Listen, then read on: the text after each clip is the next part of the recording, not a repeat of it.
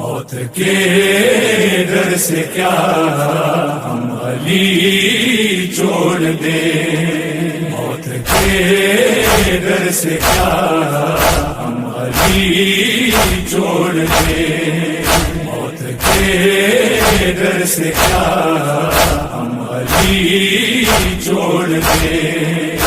جنگ نہیں کی، دنیا پریشان ہو گئی، قبلہ نے فرمایا حسن سے صلح کی گئی، حسین سے جنگ کی گئی، دونوں سے کیے جانے والے سوال مختلف تھے۔ حسن سے حکومت مانگی گئی تھی، حسین سے بیعت مانگی گئی تھی۔ اب سوال مختلف کرتے ہو اور پھر کہتے ہو کہ جواب مختلف کیوں ہے؟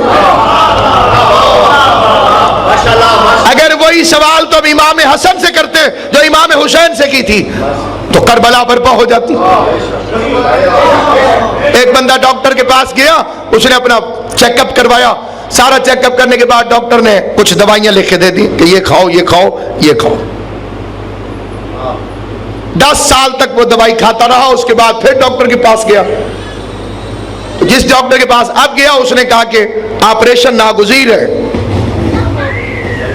اب بندہ سکرات بکرات بن جائے کہ وہ ڈاکٹر ٹھیک تھا کہ یہ ڈاکٹر ٹھیک ہے،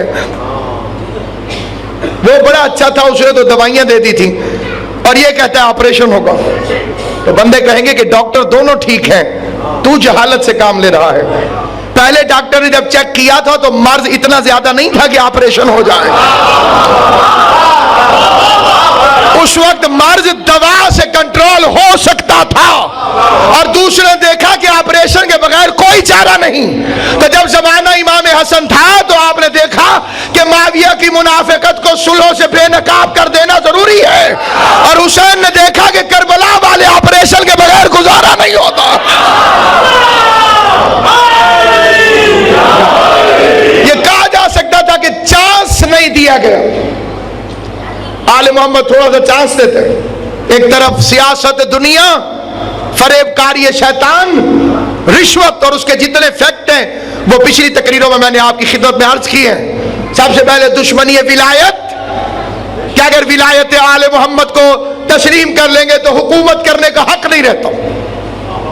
ولایت کی مخالفت اسی لیے کی گئی کہ کہیں حکومت آل محمد کے حوالے نہ کی جائے، تو جہاں جہاں گردن میں حکومت کرنے کا سریہ ہوتا ہے وہاں وہاں علی کی ولایت کا انکار ہوتا ہے، کہ کہیں میرے تھانے داری ختم نہ ہو جائے، کہیں میری چودراہٹ ختم نہ ہو جائے۔ یہ پہلا فیکٹ تھا حضرت امام حسن علیہ السلام کے زمانے میں جو مشکلیں وراثتاً امام کے پاس آ رہی ہیں۔ پہلا ولایت کا انکار۔ دوسرا وضع حدیث کا فتنہ، جیلی حدیث ساز پیدا کیے جا رہے ہیں اور جنہوں نے کاتب وحی قرار دے دیا۔ ام المومنین حضرت عائشہ نے مجلس سننے کے یہ آداب نہیں ہے جو آپ نے کیا ہے، یہ غلط ہے۔ جو بات معرفت ہوتی ہے وہ معرفت ہوتی ہے، اس پر میں تشریح بھی نہیں کروں گا، مجلس کے بعد آپ مجھ سے ملیے گا۔ سامعین گرامی قدر، ائمہ معصومین نے ان کے ساتھ گزارا کیا ہے آپ حضرات کو معاشرے کے اندر زندہ رکھنے کی خاطر۔ 6 مرتبہ امام صادق سے بندے نے پوچھا آپ کا ام المومنین عائشہ کے متعلق کیا خیال ہے؟ امام نے سکوت اختیار کیا، تو سکوت جو ہے وہ بہت بڑی چیز ہوتی ہے، اس لیے معاشرے کو سمجھیے اور معاہدہ حسنہ کو سمجھیے اور اپنے پیغام کو پہنچائیے، نہ کہ ان کی طرح کے جس طرح سے ایک ہوشیار وکیل کا طریقہ ہوتا ہے کہ وکیل مخالف کو غصہ دلا دے تاکہ وہ اپنے موضوع کی طرف آئی نہ اور الٹی پلٹی باتیں کرنے لگے۔ تو رازم کی باتیں اور ہوتی ہیں اور بازم کی باتیں اور ہوتی ہیں۔ جہاں پہ آپ کی خدمت میں یہ عرض کرنا چاہتا ہوں، 2300 حدیثیں ام المومنین حضرت عائشہ نے معاویہ کے فضائل کی بیان کی جن کا سرے سے کوئی وجود ہی نہیں تھا۔ اسی زمانے میں اسے کاتب وحی کریٹ کر دیا گیا کہ یہ کاتب وحی ہے، اور یہ نہ سوچا گیا کہ جس نے فتح مکہ کے وقت مصلحتاً کلمہ پڑھا ہو۔ اب فتح مکہ کے بعد آیتیں کتنی آئیں جو یہ صاحب لکھتے تھے؟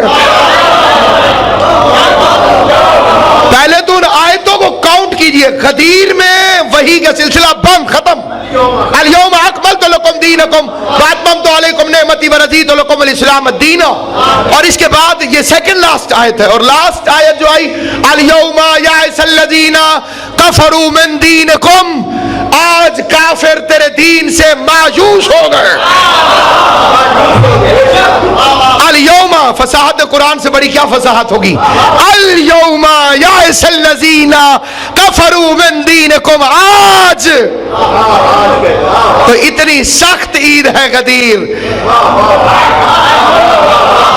कि जो काफिर कभी मायूस नहीं हुआ उसे अली की विलायत से मायूसी हो गई।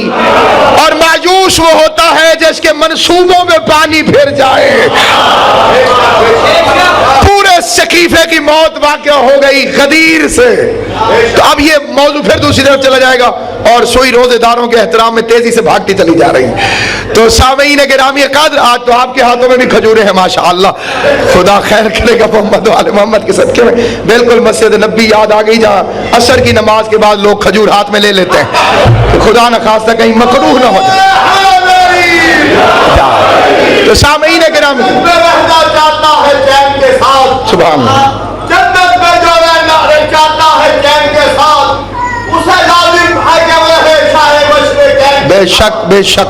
जनाबे ज़हरा को मोहब्बत है दोनों शहजादों से, जिक्र हसन भी जरूरी है जिक्र हुसैन के साथ। तीन चीजों में आपका मौला हसन की मोहब्बत है। तीन के नारा अरबी में बड़े हुसैन को कहते हैं हसन। लुगत अरब के लिहाज से अगर हुसैन को बड़ा किया जाए तो हसन बनता है, और हसन को छोटा किया जाए तो हुसैन बनता है। और जो मेरे भाई ने शेर रुबाई पढ़ी है तो हज़रत नसीम अमरोही को सुनिए, वो फरमाते हैं हसन भी हुज्जत हक है, ये एतमाद रहे।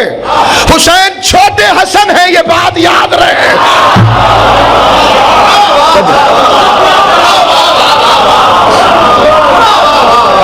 तो इसलिए सामईन गिरामी कद्र सिब्त अकबर का तस्करा है। और आपकी तवज्जो चाहता हूं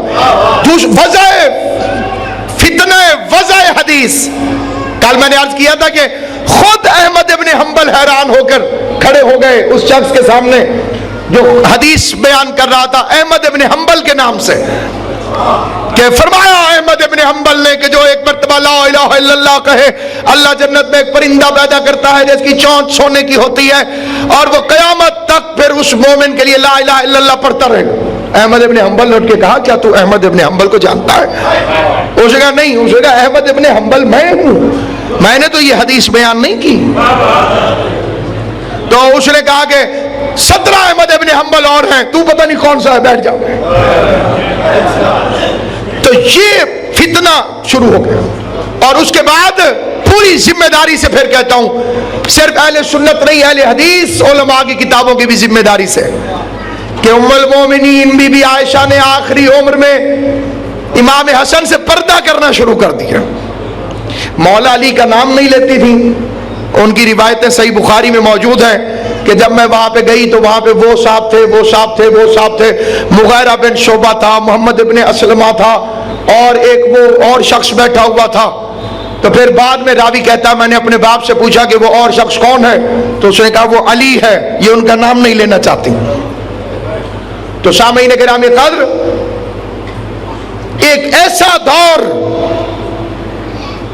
कि खुद हजरत उस्मान की शान में इतनी हदीसें, 1 दिरहम के बदले में 1 हदीस और 5 दिरहम के बदले में 2 हदीसें,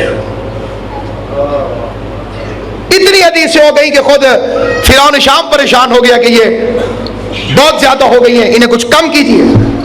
कम की तो फिर अभी भी ज्यादा है। तो अमर इब्न अल-आस ने कहा कि थोड़ी सी हदीसें हजरत अबू बकर और हजरत उमर के लिए भी बनवा लें, बैलेंस हो जाएगा थोड़ा सा। फिर हदीसें बनाई गई, और अजीब और गरीब हदीसें कि मैं जानबूझ के उन्हें नहीं पढ़ना चाहता। एक मैंने कल पढ़ी थी, अबू बकर मिन्नी व अना मिनल अबू बकर। इस हदीस को बाकायदा मोतबर किताबों में लिखा गया जिसका कोई सिलसिला मौजूद नहीं है।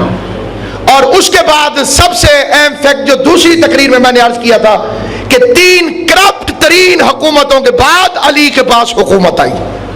माशरा रसूल के बाद 3 अंधेरों के गैप में पड़ चुका था, और फिर तीसरे दौर उसमें रिश्वत अरूज पर, और अब आ गया एक ऐसा इंसान, पहला आर्डर अमीर अल मोमिनीन का, पहला जो सरकारी तौर पर अमीर अल मोमिनीन ने पहला हुक्म जारी किया जाहिरी सरकारी तौर पर, वो ये था कि मैं मुआविया को माजूल करता हूं, जिसे एक पूरी साजिश के तहत शाम के स्याह और सफेद का मालिक बनाया गया था, क्योंकि उसे गवर्नर बनाने वाला मुसलमानों का दूसरा खलीफा अच्छी तरह से जानता था कि ये अहले बैत से टक्कर लेने में किसी किस्म की कोई रियायत नहीं करता, और उसे इस्लाम से इंतकाम भी लेना था, इस्लाम से इंतकाम दोनों तरफ से। तब उसे स्याह और सफेद का मालिक बना दिया गया। 20 साल तक उसने 1 रुपया टैक्स का सरकारी हुकूमत को नहीं भेजा, मरकजी हुकूमत को नहीं भेजा। दूसरे दौर खिलाफत में मांगा नहीं गया, तीसरे दौर खिलाफत में वो अपनी हुकूमत समझता था कि बनी उमैया की हुकूमत है, और अमीर अल मोमिनीन को तस्लीम नहीं करता था।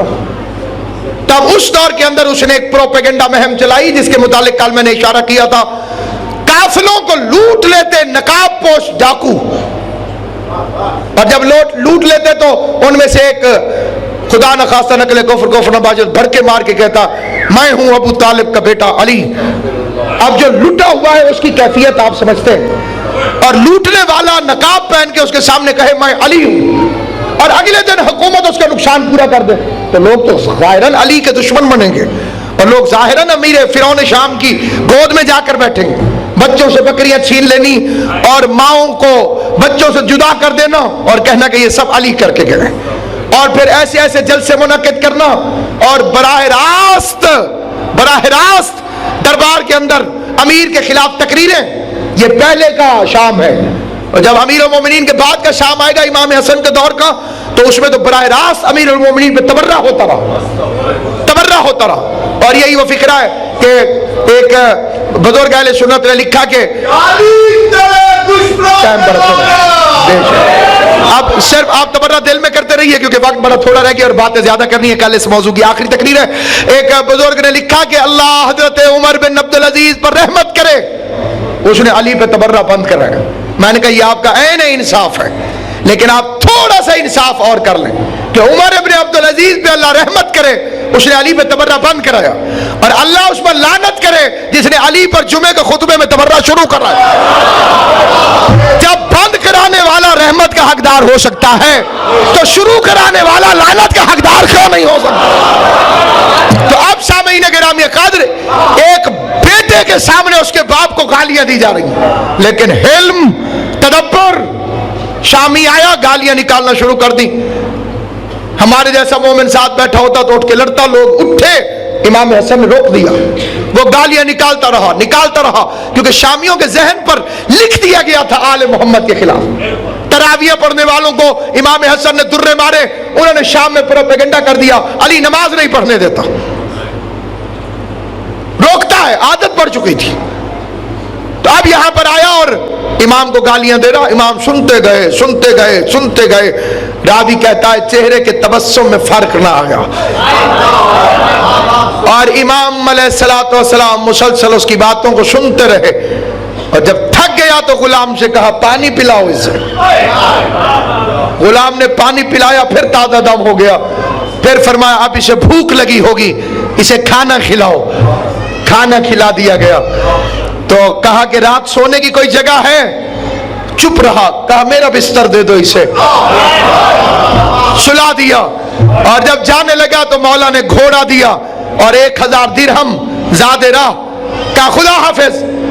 तो वो एक मरतबा घोड़े पे चढ़ा, थोड़ी देर गया और फिर पता नहीं उसने क्या सोच के घोड़ा मोड़ लिया और घोड़े से उतरा नहीं, गिरा। और इमाम हसन के कदमों में आयत पढ़ रहा था, अल्लाहु आलम है सयजअल रिसालता। वाकई अल्लाह बेहतर जानता था कि वो रिसालत को किस खानदान में रखे। अल्लाह बेहतर जानता था कि वो रिसालत को किस खानदान में रखे। फरमाया अगर कोई मेरे एक कान में गालियां दे और दूसरे कान में आके माजरत कर ले तो मैं उज्र को कबूल कर लूंगा, मैं उसे माफ कर दूंगा। फिर लोग कहते हैं कि बड़ी शादियां की तलाक दे देते थे, तो उसके लिए एक दलील तो यह है जिसने जोधा जैसी बीवी को तलाक न दी, توجہ ہے کیا نہیں یہاں پر؟ ایک فکرہ یہاں پہ پڑھا جاتا ہے کافی تعداد میں، سادات عظام عزاداران امام حسین اور بیگم قبلہ شکیل عباس زید صاحب. میں فکرہ عرض کرنا چاہتا ہوں، اگرچہ یہ فکرہ سلامت بھائی مصائب میں پڑھا جاتا ہے، میں فضائل میں پڑھنا چاہتا ہوں کہ میں جب ہر امام نے اپنے قاتل سے ایک کامن سوال کیا. 11 اماموں کے فکرے آن دی ریکارڈ ہیں، خدا بار میں کو سلامت رکھے اور ان کے ظہور میں جلدی کرے. آن دا ریکارڈ ہے ائمہ معصومین کے خاص سب یہ فکرے مشہور زمانہ امیر المومنین سے لے کر سرکار عسکری تک. ایک ہی فکرہ اور 11 معصومین نے اسے ریپیٹ کیا. 11 معصومین نے مسلسل ریپیٹ کیا اور کہا اپنے قاتل سے. کیا فکرہ ہے آپ کو یاد ہے؟ صرف میں یاد دلاؤں گا. کیا میں تیرا اچھا امام نہیں تھا؟ بظاہر بڑا عجیب فکرہ لگتا ہے. مولا علی ابن ملجم سے فرما رہے ہیں، امام حسن جودہ سے کہہ رہے ہیں تیرا اچھا شوہر نہیں تھا، تیرا اچھا امام نہیں تھا. کیا مطلب؟ قاتل کی بھی جرت نہیں ہوئی کہ کردار میں کوئی عیب نکال سکے. لوگ منصب پہ ریفرینڈم کرواتے ہیں، آل محمد اپنے کردار پر ریفرینڈم کرواتے ہیں، اپنے کردار پر ریفرینڈم. پھر یہ سوال پیدا ہوتا ہے جب امام کو معلوم تھا کہ یہ جودہ میری قاتل ہے تو آپ نے اسے شادی کیوں کر لی؟ دیکھیے ائمہ معصومین علیہ السلام نے جو اپنی حیات طیبہ گزاری ہے، زندگی رہی تو کل میں آپ کی خدمت میں امام حسن علیہ السلام کا معاش کیا تھا اس پر عرض کروں گا، کیونکہ انہوں نے بیت المال کے خزانے کبھی استعمال نہیں کیے.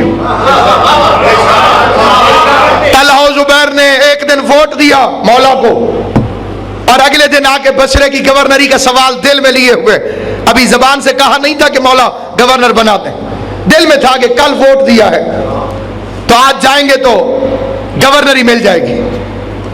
آئے اور جب وہاں پہ پہنچے تو امیر کچھ لکھ رہے تھے، چراغ جل رہا تھا. فرمایا کیا کام ہے؟ ذاتی کے سرکاری؟ کہا مولا ذاتی. علی نے چراغ بجھا دیا. قرآن کی قسم علی نے چراغ نہیں بجھایا تھا، خالی چراغ نہیں بجھایا تھا، علی نے ان کی امیدوں کا چراغ بجھا دیا تھا کہ جو ذاتی کام کے لیے تیل نہیں جلنے دیتا وہ ووٹ کے پیچھے گورنری کیسے دیتا. اور یہی وجہ ہے کہ جب ظاہری حکومت پر امیر تشریف فرما ہوئے، فرسٹ آرڈر، پہلا حکم معاویہ کو معزول کرتا ہوں. بڑے قریبی اور بڑے مخلص ساتھیوں نے مشورہ دیا، مولا اتنا فاسٹ نہیں، اتنا تیزی سے نہیں چلیے، ذرا آرام سے. یہ تو نون والے کر سکتے ہیں اتنی جلدی گورنر کے خلاف کاروائی. انہوں نے کہا مولا آپ نہ کریں، آپ رک جائیے، تھوڑے دن دے دیجئے، اس کے بعد کام ٹھیک ہو جائے گا. خدا کی قسم علی کا فکرہ میرے ہر امام کی سیرت کا آئینہ ہے. میرے مولا نے فرمایا عدل یا گوشہ نشینی، ابو طالب کے پاس تیسرا رستہ کوئی نہیں. اس فکرے کی گہرائی پر سوچیے گا کہ امیر المومنین نے کیا ارشاد فرمایا ہے.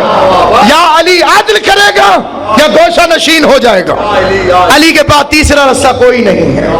تو یہی وجہ ہے سامعین گرامی، حالانکہ اس کو رام کرنا بڑا آسان تھا، خالی کہتے تھے کرتا رہے گورنری تو کوئی مسئلہ نہیں تھا. صوبہ ٹکرایا مرکز کے ساتھ نہیں، شرک ٹکرایا کل ایمان کے ساتھ، کل دین کے ساتھ. اور پھر اس کے بعد 20 سال کی کمائی.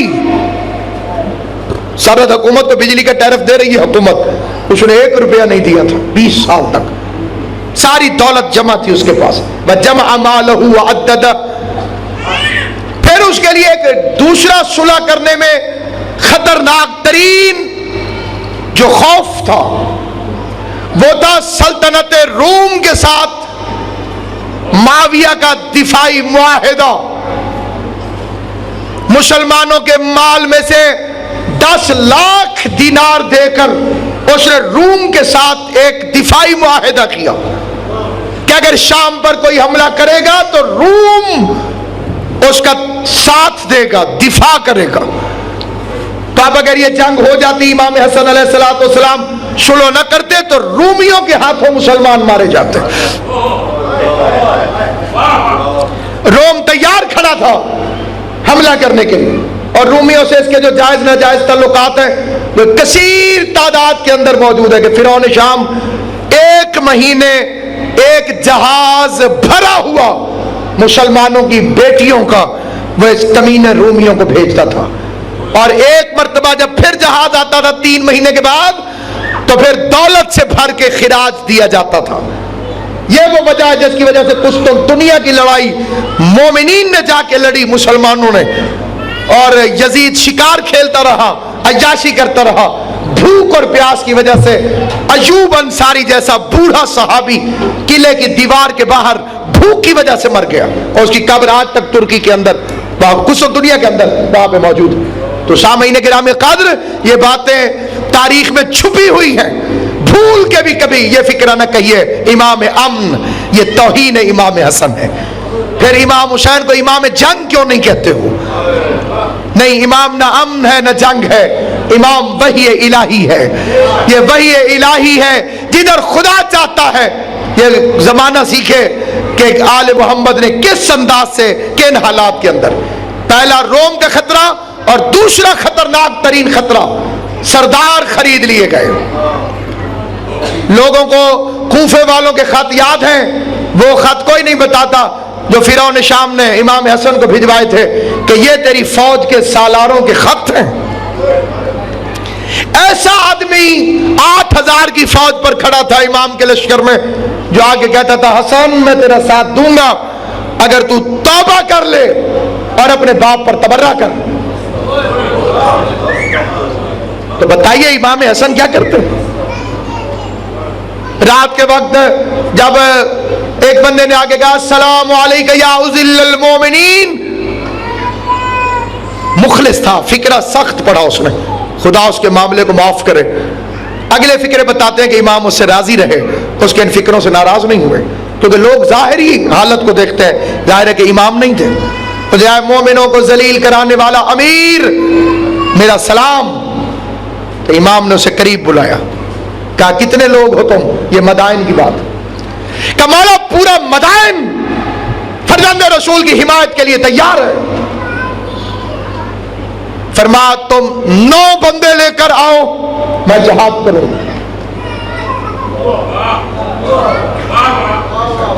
کیسے پتا چلے گا یہ 9 بندے مخلص ہیں؟ امام نے فرمایا اور سے کہنا کہ گنجے ہو کے آئیں گے. یہ بال کٹوانے کا جو عمل ہے ذیشان صاحب، اس سے بندے کا اصلی پتہ چلتا ہے کہ حقیقی اطاعت کرتا ہے کہ نہیں. اور اللہ نے یہی کام کیا حج کے موقع پر، پلے پلائے پیارے بال کٹوا دو اس کی راہ میں، اور جب تک بال رہے شیشہ نہ دیکھنا، اور جب بال ختم ہو جائے اور چہرہ دیکھنے کو دل نہ کرے پھر جا کے شیشہ دیکھنا کہ کیسے لگ رہا ہے. اور یہی وجہ ہے کہ جب یزید کمینے نے شراب کے نشے میں امام زین العابدین کے متعلق گستاخی کرنا چاہی دربار کے اندر، اور فکر کہا یہ لڑکا کون ہے؟ تو زنجیروں میں کھڑا ہوا شیر ہنس پڑا، کہا میں وہ ہوں کہ جس کے نانا نے تیرے بڑوں کی ٹینڈ کروائی ہے.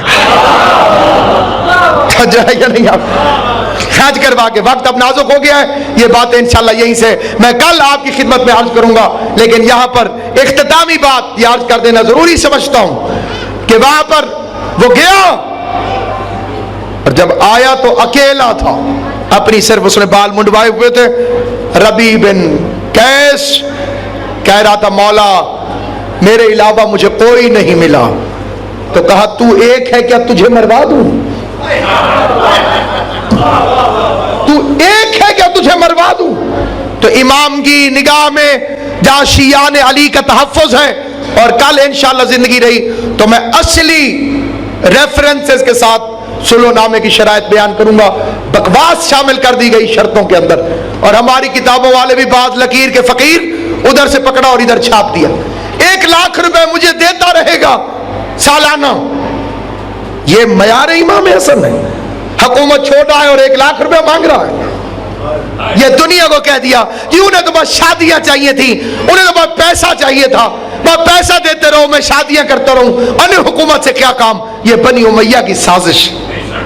اور آج کل کے زمانے میں ان باتوں کو عام کر دیا گیا. پہلی شرط تھی کتاب اور سنت رسول. صلح ہوتی انہی شرطوں پہ ہے جن پہ جھگڑا ہو. امام حسن نے اسے لکھوا لیا کہ نہ تیرا قرآن سے تعلق ہے نہ سنت رسول سے تعلق ہے. تو یہ ایک سب سے بڑی فتح ہے. ڈاکٹر پیام آدمی کے شعر پہ اکتفا ہوگی, آج مصائب نہیں ہوں گے. بالکل شب ولادت میں ہم پہنچ چکے ہیں. خدا آپ سب کو مبارک کرے. حضرت امام حسن علیہ الصلوۃ والسلام کے نزول پر نور کو ڈاکٹر پیام آدمی فرماتے ہیں توڑے ہیں تیری صلحوں نے باطل کے حوصلے, تو نے قلم سے کام لیا ذوالفقار کا. خدا بندہ محمد و اہل بیت محمد کے واسطے اس ذکر پاک کو اپنی بارگاہوں میں شرف قبولیت عطا. حضرت امام حسن علیہ الصلوۃ والسلام کی عزت و عظمت کا واسطہ جمیع مومنین و مومنات کے رزق میں برکت عطا. موت کے ڈر سے کیا ہم علی چھوڑ دیں, موت کے ڈر سے کیا ہم علی چھوڑ دیں, موت کے ڈر سے کیا ہم علی چھوڑ دیں.